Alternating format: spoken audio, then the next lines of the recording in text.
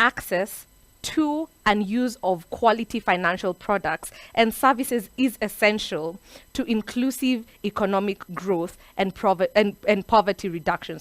Increasing women's financial inclusion is especially important as women disproportionately experience poverty stemming from unequal division of labor and a lack of control over economic resources. I want to introduce the next panel with Dr. Linda Musumba. Dr. Linda is the managing partner of Dr. Linda Musumba and Co-Advocates, a law firm that specializes in, among other things, litigation, research and training around gender, electoral and constitutional-based issues. The law firm also undertakes routine legal work in the area of pension, commercial, and conveyancing law.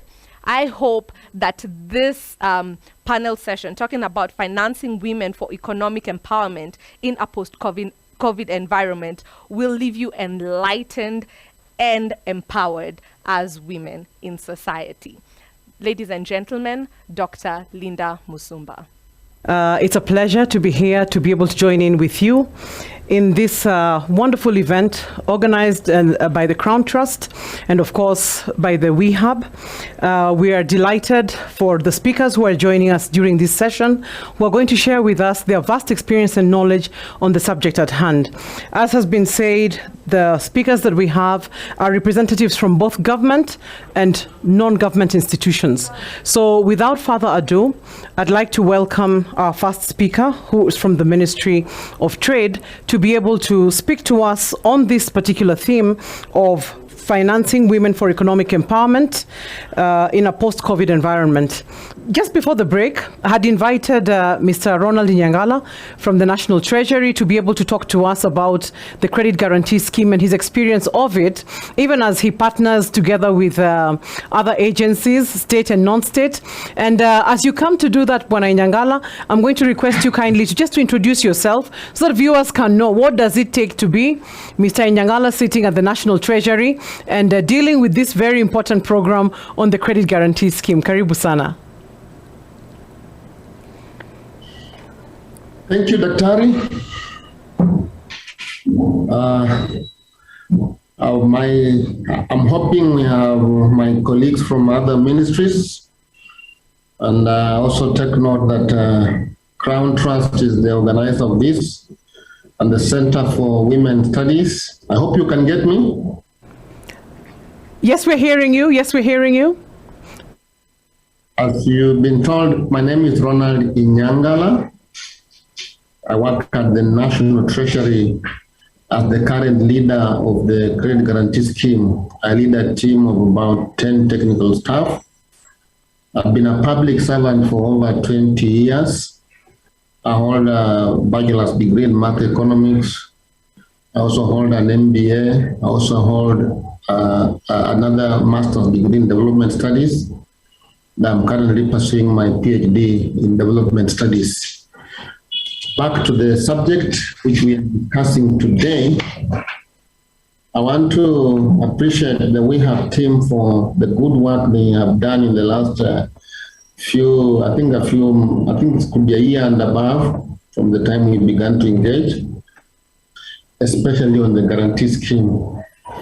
The National Credit Guarantee Scheme has been one of the Vision 2030 agenda and project way back from 2012, but it came to fruition last year, I think in 2020 December, after a lot of work within Treasury with my team. And we signed an agreement with 7 banks, which are ABSA Kenya, KCB, Diamond Trust Bank, Credit Bank, NCBA, Cooperative, and Stanbic. So what does this credit guarantee scheme seek to do? What we seek to do is to de-risk the micro, small, and medium enterprises for them to access finances. And as I can see, one of our key things about this discussion is financial empowerment of women and inclusion. The financial inclusion for women has been an agenda within the national government And the Credit Guarantee Scheme is one of those initiatives that wants to bring on board women. So how does this work? This works through the commercial banks I have just I highlighted. The beneficiaries who visit these banks and they are given loans. And the loans they are given are supposed to be repaid back to the bank. But in case there is a default, of course, in the unlikely event we have a default, then the government has committed to pay part of that loan. This type of an initiative borrows from international best practices, from Korea, South Korea, Malaysia, where they have had such schemes from way back in around 1970s downwards. And the scheme is different from the other funds which I had them being highlighted by one of my colleague panelists. The scheme is different in the sense that what the government provides for is just a guarantee that you are able to access. So the other beauty of the scheme is that once the beneficiaries have repaid back their loan, we have the next borrower coming on board. And in terms of women, we have a very specific target as Government of Kenya. We say that in the scheme, we have to have at least 30% of beneficiaries who are women, youth, and persons with disability. And we track this on a monthly basis. I must tell you that I'm just looking at the general report, and currently, of course, the data is being worked on. The women have an excess of about 15%, the youth are at 6%, and persons with special orientation have around 1%. So we track this on a monthly basis. We also ask the banks to put in place an initiative to make sure women benefit. Inyangala. And the other thing that... Ronald. Yes? That's really good news coming from you. If I may ask, maybe you could paint a picture for the viewers. How do I access this? How do I access these loans? Where do I go? You mentioned a few banks at the beginning of the program. If I want to be able to access this credit guarantee, where do I go? And I think also you've been able to highlight the numbers or the figures that you have there of women at 15% and the youth also. So could you just maybe let viewers know, how do I come and access that? And what are some of the challenges I may face in trying to access the same? And even as I put this question to you and request you to be able to address it briefly, I'm just queuing Madam Beatrice from the Ministry of Trade that you will be coming on after to be able to tell us about women's economic empowerment from your side. Thank you. Thank you, Daktari, and I will attempt to be as brief as possible. Access is by the following method. A borrower will approach the financial intermediary that is mentioned, either ABSA, KCB, Diamond Trust Bank Credit, NCBA, Cooperative or Stanbic. He will be evaluated to the normal course of business. We have defined who should benefit from this in terms of the law. And when this borrower fits within this law, within this legal framework and the eligibility, the borrower will be given the money and we shall be reported to at the end of the month. Every 10th of the month, the report has to go through CBK, then it comes to us after a few days. That's how you will access this product. One of the challenges we are seeing is that the law requires that every beneficiary is registered and also tax compliant. So both women and men are having a small challenge with that bit because of the huge number of informality in the country. That's still, how are we addressing this? We are partnering with BRS, the Business Registration Service, in our meetings and trainings, just to share with women on the need for them to register, working with KRA on this tax compliance, the trainings, and so on. But that's really the main challenge. Access is through the banks, and then, of course, you are based on an eligibility criteria as set by the Parliament. let me stop there unless you have another question on the same line. For now, Bwana Inyangala, I thank you very much for what you've been able to highlight. We're coming back to you to ask you, just you've been able to highlight just some solutions you've come up with, which is, of course, being able to upskill and highlight to women through partnerships you're having with KRA and the Business Registration Service. We're coming back to you to ask you as Bwana Inyangala, a simple model for getting women onto this platform. What are your thoughts? I'd like to welcome Madam Beatrice, Pamella from the Ministry of Trade, and request you, Madam, without further ado, to be able to tell us your side of the story. Are women trading? And you could begin by telling viewers something a little about yourself that puts you in a good position to be playing the role that you're playing, so that others viewing you can also be able to make a beeline to take your position whenever it will be vacant. Thank you.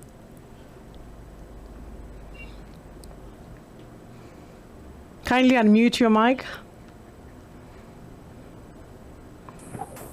Okay, thank you so much. Because of time, I have to really rush through. I appreciate this opportunity. I'm Pamella Onyango Beatrice. I'm Principal Trade Development Officer at the State Department for Trade. And I'm a trade strategist and policy analyst, and also in charge of the Women Economic Empowerment Desk. I'm a trainer, especially more so specifically on business development services. I have a master's along those lines, so let me not elaborate so much on that. Let's go straight to the issue of the day, that we all appreciate the role that the woman plays in economic development across the globe. Everybody, it is in consensus, internationally, regionally, and here back at home. And even the government is also in consensus that without the woman gender, nothing much can be done. Even when we look at the sustainable development goals, nothing can be achieved outside empowering the woman. So instead of now going through the many things that I wanted to say, because of time, I'll have to narrow down on what now will carry the day and will excite others to now ask their questions. Now, when we look at the woman, much as the government has put on all this, and somebody has said that a lot has been put, a lot of measures, even financially, all that the government intends to do, right from the Constitution 2010, the affirmative actions, the gender bills, all that have been put in place. But still, there are problems that are still prevailing when we look at what the woman ought to do. One, we find that she has limited access to information on market issues for goods and services. There is lack of capacity to enhance value addition. There is limited access to what? To finance and to education and skills. There is insecurity, invisibility, stigmatization, violence and harassment in all forms thinkable. There are poor working conditions and lack of recognition for her economic contribution. Remember, she's in charge of the domestic cause and all that, but she's still able to be somewhere. She's still bedeviled by so many problems in spite of the efforts that the government has put into place. We all agree that everybody is trying, all governments are trying, donor partners are trying, everybody on the face of planet Earth is doing what they ought to do to bring the woman gender to where it is. Let us look at the regional efforts. When you look at COMESA actually singled out the woman gender and felt that there should be a special fund, just like locally here. We have so many funds, the WESO funds, the Youth Enterprise funds, the women, all that, the national government affirmative action.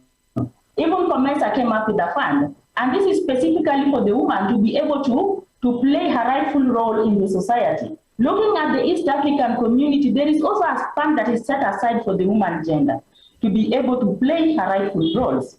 When you look at the East African community and all that it was meant to be, still things are not shaping up the way it ought to be. But we must appreciate that there is progress.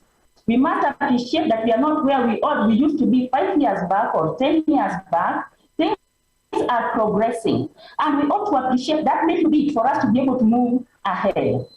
There are still issues with border crossings. There are problems at the customs exit points, the border points. The women are still being harassed and all that.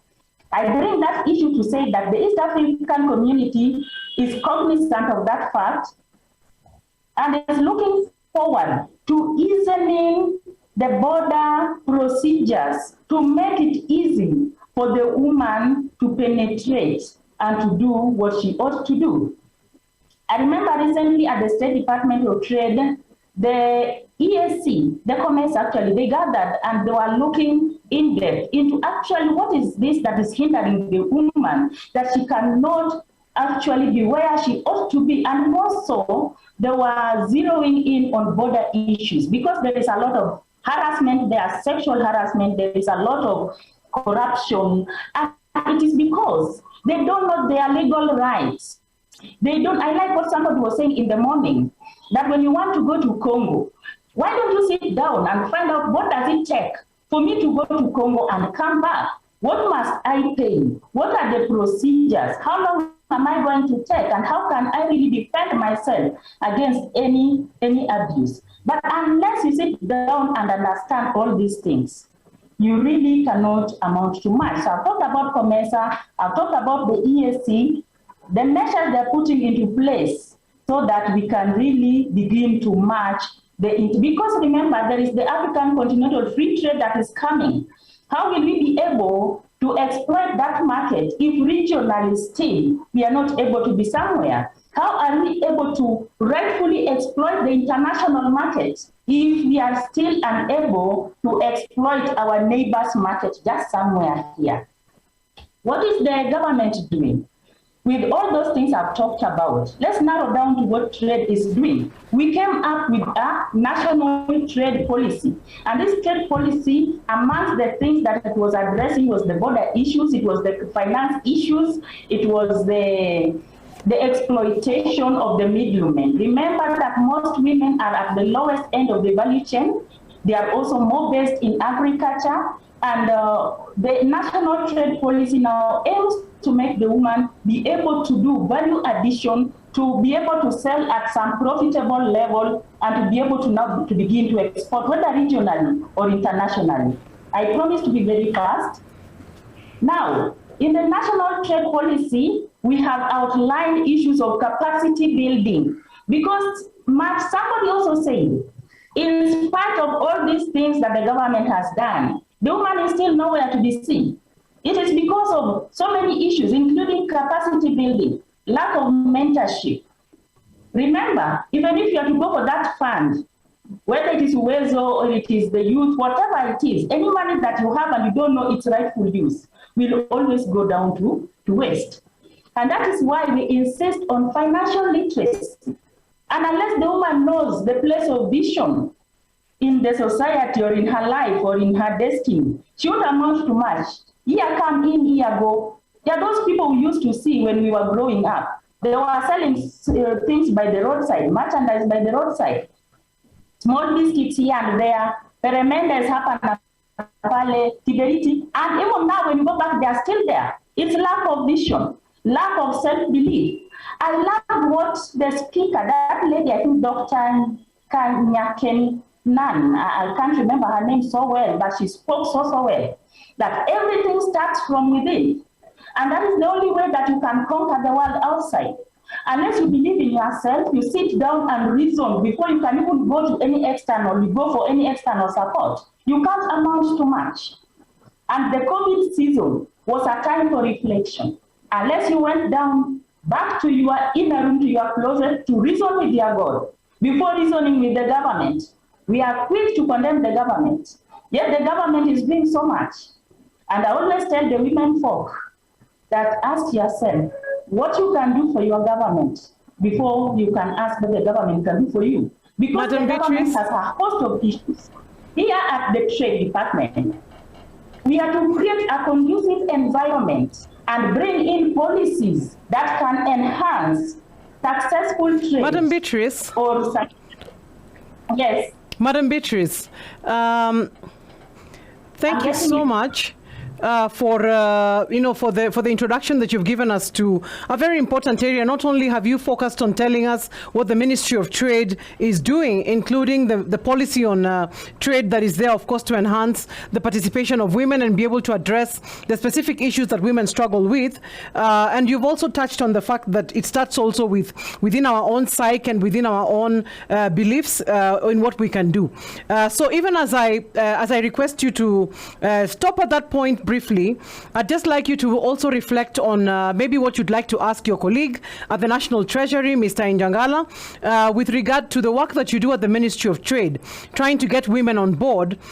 Is there anything maybe you may be able to ask of your colleague at the National Treasury in a short while after we hear from Dr. Kabira? Then we can be able to... okay, so if I may be able to then come to Bwana Inyangala at this point. I hope you...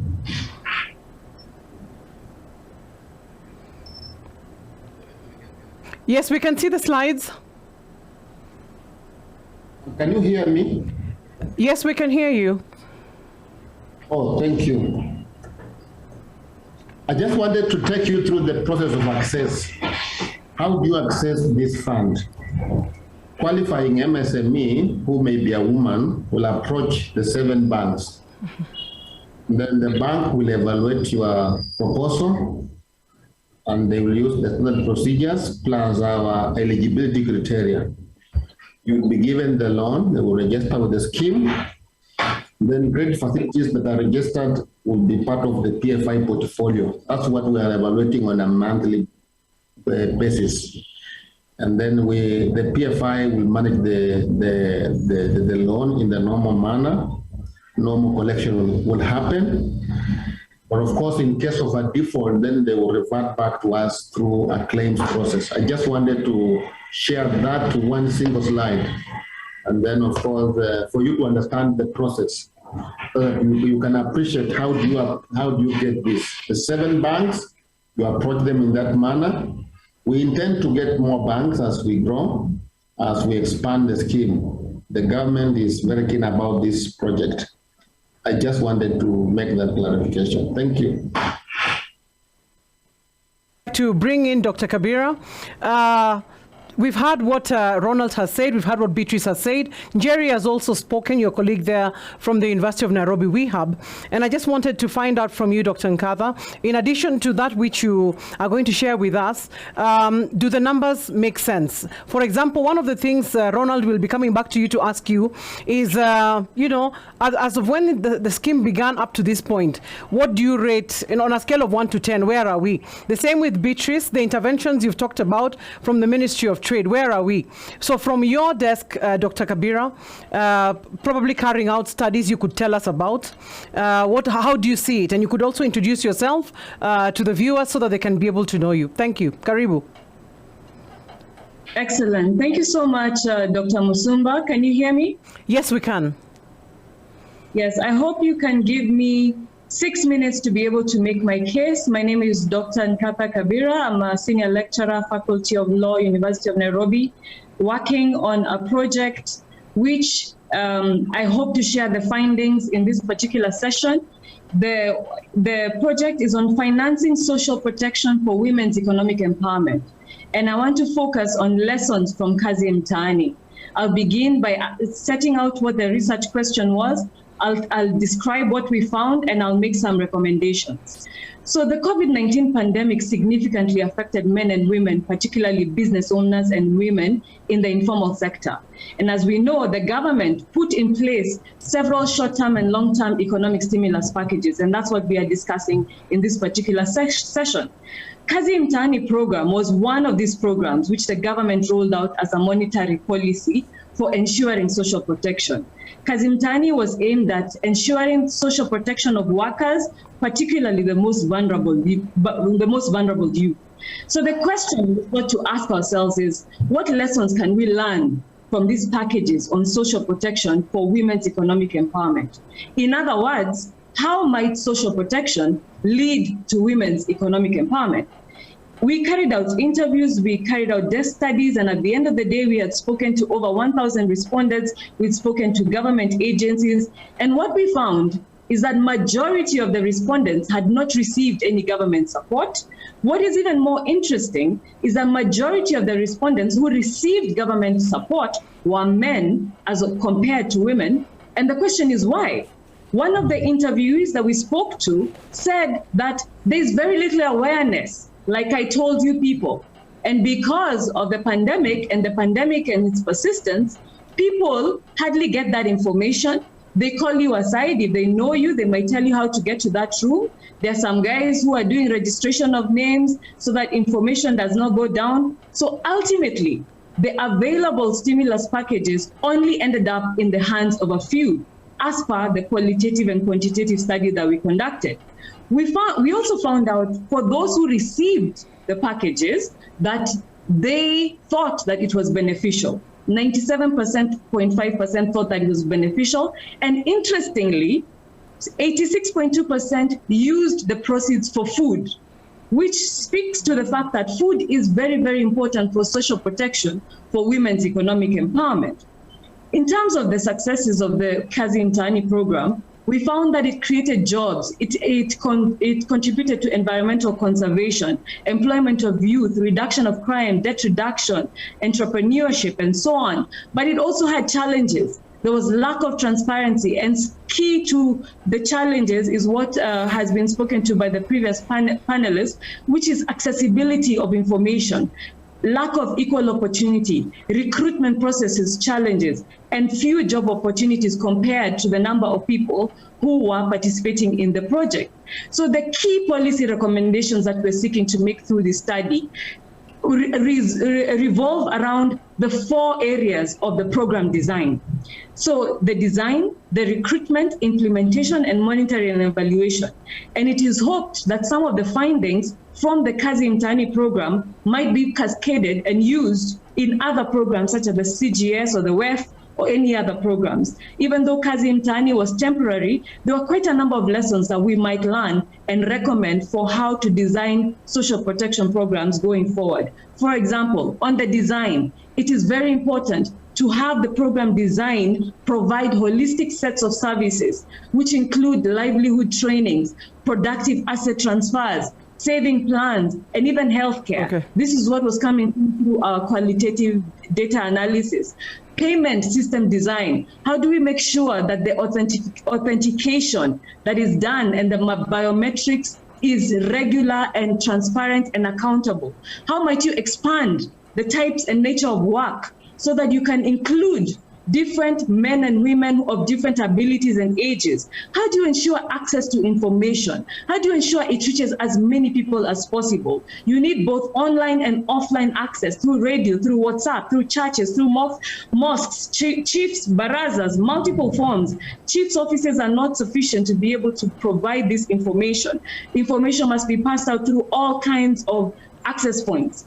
Building partnerships. It's very important when designing these programs to ensure that you build partnerships with women's organizations, self-help groups, unions, so as to ensure the sustainability of the programs. Multi-sectoral support. Very important to ensure that the beneficiaries set up gender-responsive systems and capacities. In terms of equal participation and inclusivity, we found that even women who are over 35 were able to benefit. How might we ensure that we include as many women and girls even women and girls living with disabilities who might participate through the different kinds of work? In terms of selection criteria, how do you ensure that the recruitment processes are transparent and open and accessible to all? In terms of the selection criteria, some of the recommendations were that we need to subject the shortlisting of beneficiaries to public participation so that as many people get access and information to these particular programs. In terms of gender needs, the practical and strategic gender needs must be taken into account. The needs of men and women, pregnant women, women with children, childcare facilities, creches, mobile creches, lactation centers, so as to make sure that the programs are responsive to the specific needs of men and women. implementation. It's also important to digitize the cash transfer so that you ensure openness. Adoption of a social protection policy. In order to finance for economic empowerment, social protection must not be forgotten. It's very important to ensure that national and county governments have safety nets in place for future disaster preparedness. On monitoring and evaluation, the importance of gender disaggregated data and ensuring that there are feedback mechanisms so that as you go along with the program, you can be able to get the information on a case-by-case basis so as to know how the program is being received, how it's being implemented. In conclusion, the government economic stimulus packages supported women's formal and informal employment. And Kazi Mtaani program, being one of the economic stimulus packages, was one of these programs that had major successes. However, there was lack of access to information and sustainability of the packages, which is something I think in the design of all the programs needs to be taken into account, continues to be a major issue. So it is very important to design social protection programs in such a manner that engenders women's economic empowerment and growth and takes into account the practical and strategic gender needs of women. And this will ensure that we build and rebuild the economy with women in mind. And I think I'll stop there for now. Thank you very much, and over to you. Thank you, Dr. Kabira. Very interesting information coming there. Before I proceed, I'd like you to tell us, members who are watching online, can they find this study on the WeHub website, or where can they find it so that they can be able to interact with the issues you've talked about? Because I think it really highlights very important things that members would perhaps like to interact with. Do you have this on your website? So the report is not yet available on the website. It is still undergoing peer review, and we will be having a national consultation in the coming weeks and presenting the policy brief to the ministry and to other stakeholders. And so we'll be sharing the information as we go along on the website on how we can better engage with this particular policy brief, especially as we move towards the next phase of the implementation of the Kazi Mtaani program. Thank you for that. So at this point, I'd like to invite Njeri. Madam Njeri, could you kindly react to what Dr. Kabira has been able to share there with us? Remembering, members, that today's topic is financing for women's economic empowerment in the post-COVID era. Although when we use the word post-COVID here, we're simply saying from when COVID came, not that it's when COVID is over, because I've had the discussion, the semantics around the word post-COVID. So I'd like Njeri to react to that. But I'd also like Madam Beatrice as well as Ronald to be able to react to that, because I think these are fresh figures coming, fresh information coming in that could actually, in one way or another, have resonance with what it is that you've told us today. Njeri, please. Thank you very much, Dr. Linda Musumba. I think what Dr. Nkatha talked about is a study that is going on under the Affirmative Action, the Women Economic Empowerment Hub. And we have a similar study on the Affirmative Action Funds, and her findings are similar to our findings in the sense that knowledge about affirmative action funds and most of government programs are very limited. And that limits the number of women who get access, and particularly women with disability are really left out where issues of access to government funds are. The other thing that is similar to our study is that in terms of gender disaggregated data, particularly for most of the affirmative action programs are focused on women. But the Youth Enterprise Fund, for example, has both men and women. And when we looked for data, disaggregated data, so that we know how many women have benefited and what their ages are, it was very difficult because they do not disaggregate data. So I think that's something that we need to look at going forward, how all funds and all women economic programs going forward have the right data so that one can evaluate. As I said earlier, that some of these funds started in 2007. Not much has been done in terms of changing how they operate because no studies are done. What is captured mainly is issues around repayments. You see, you gather a lot of information of how many women have repaid, how have they repaid, but there's nothing. There's a limited availability of studies that show how have these funds changed women's lives. So we cannot keep saying that, we are giving funds, and yet we cannot determine to what extent they've changed women's lives. For example, if you take Women's Enterprise Fund, having been there since 2007, nothing has changed in terms of the amount they give.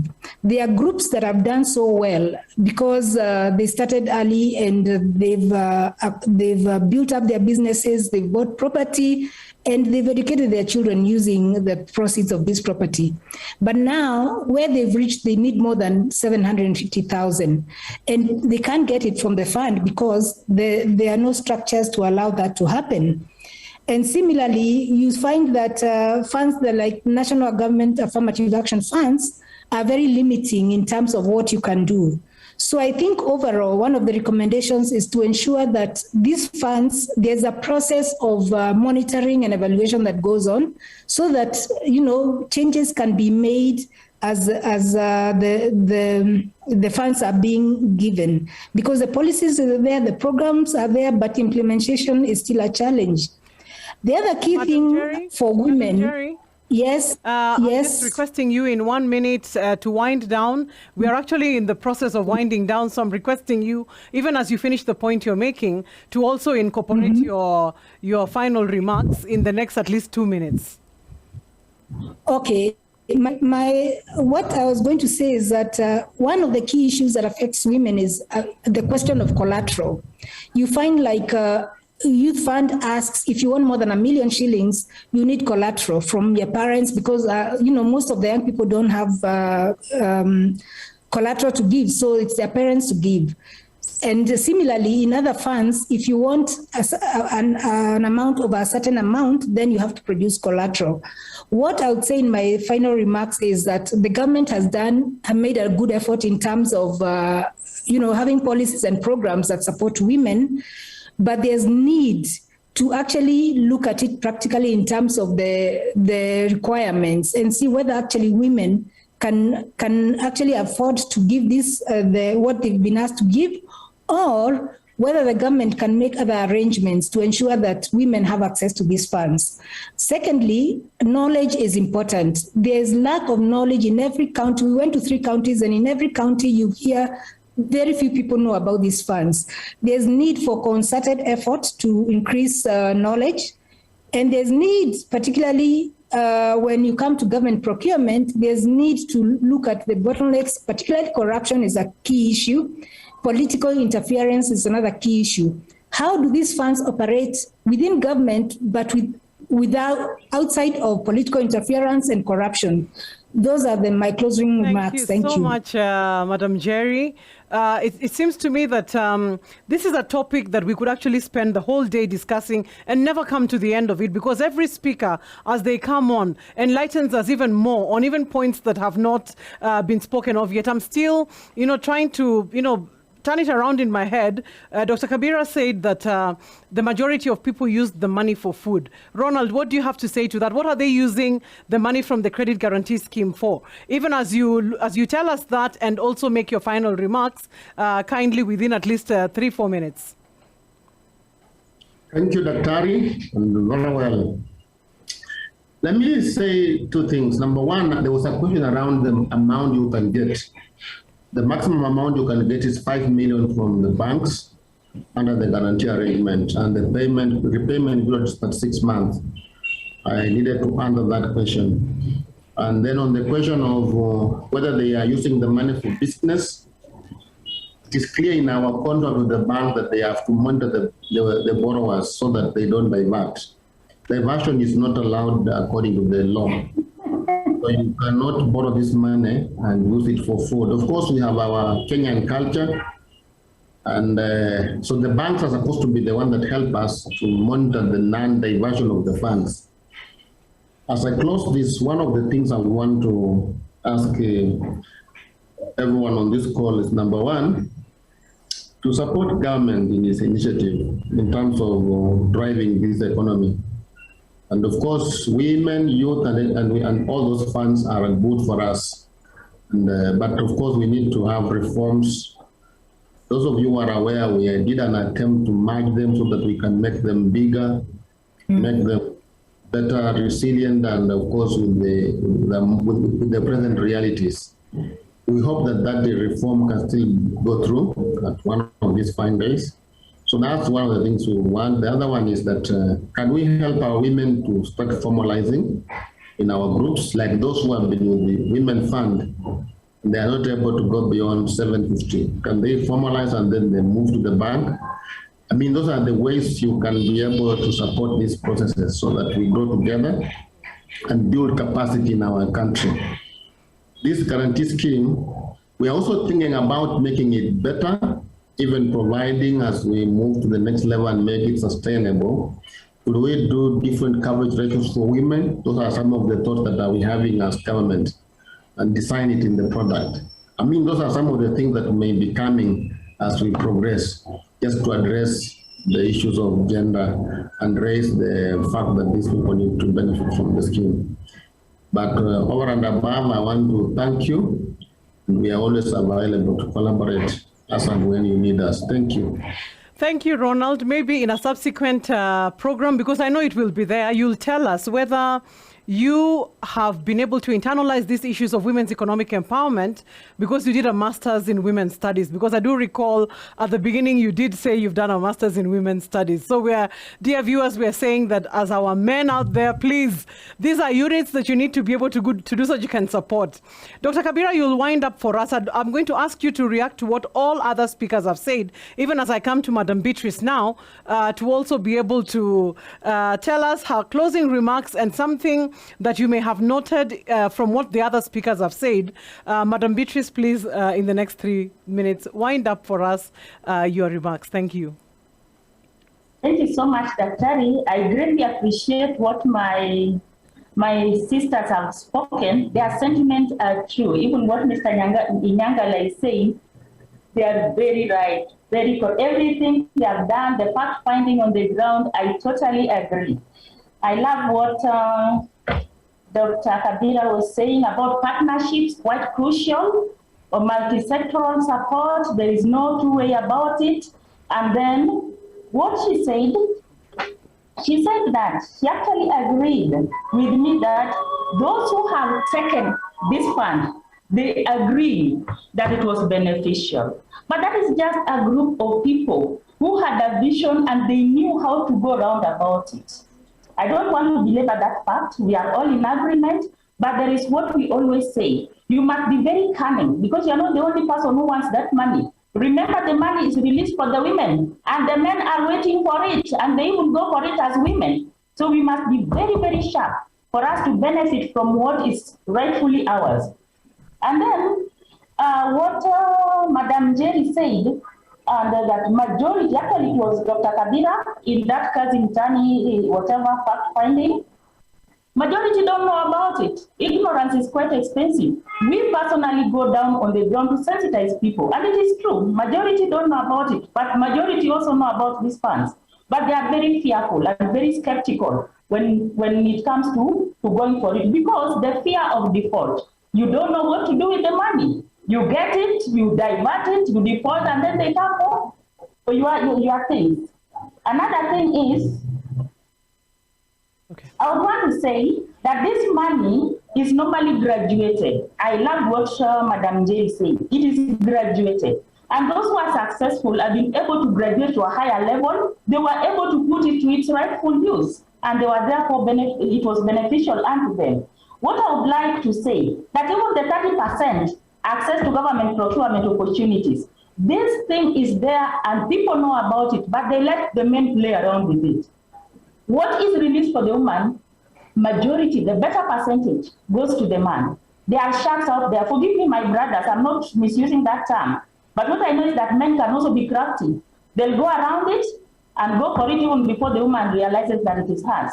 And a better part of it is not exploited by the women. What I'll conclude by saying is, as women, let us do with what we have.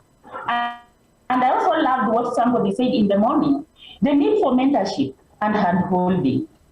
We find there are some women who have penetrated the international market, the export market, but they're not willing to help others also come to their level. We are our own worst enemies. Thank you, Madam Beatrice. If I'm doing well, yes, let me wind up. I've been speaking so fast for the sake of time. I'm just warning you so that you're not just cut off in just 3 words, kindly. Let me conclude by saying that it is well, it is our time. There is no limit to what we can do. And the government is for us. The government, including me. Thank you, Madam Beatrice. I believe you when you say that, because you've really expressed yourself very passionately. The final word, Dr. Kabira, I had hoped you'd have maybe 2 minutes, but now I'm informed that you should only just tell us your parting shot in 30 seconds. Okay, 30 seconds. Knowledge is power, and this power must be demystified. And in order to ensure that women are included and financial inclusion is engendered for women's economic empowerment, knowledge must be accessible to all. Information must be accessible to all. The programs must be designed in a manner that ensures women's economic empowerment. Thank you. Thank you very much, Dr. Kabira. Viewers, wherever you are, kindly just join me in clapping for this really, really wonderful panel that has comprised both state and non-state actors. They have shared what they have been able to tell us with such. They've articulated their points very well. It's only time that, of course, that is short. And I just want to thank you very, very much for really, really being there for us this afternoon. Viewers, of course, please continue to engage with us on the platforms that you have there online. I should have mentioned that conversation is going on at this level. You can continue to, of course, express your views and continue to just share views on the forum through the online platforms. Thank you again very much, our presenters. You've been a wonderful team. Thank you.